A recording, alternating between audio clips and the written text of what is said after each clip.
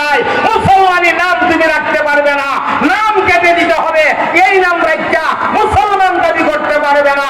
আমি পরিষ্কার বলি, কোরআনের বিরুদ্ধাচরণ যারা করবে, নবী মুহাম্মদুর রাসূলুল্লাহকে কটাক্ষ করে যারা কথা বলবে, একবার বলেছি আরেকবার আপনাদের বলছি, যদি প্রয়োজন হয় বুকের কাজা রক্ত ঢেলে দিয়ে হলেও আল্লাহর দ্বীন টিকায় রাখার জন্য, নবীর দ্বীনকে টিকায় রাখার জন্য, ইসলামকে বঞ্চিত করার জন্য কারা কারা রাজি আছো?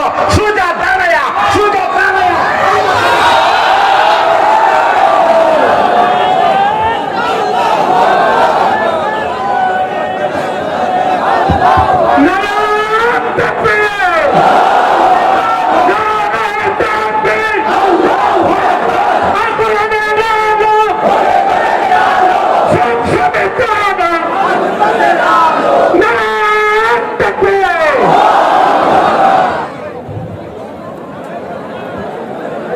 সম্মানিত ভাইয়েরা, বসে পড়েন, যার যার জায়গায় বসে পড়েন।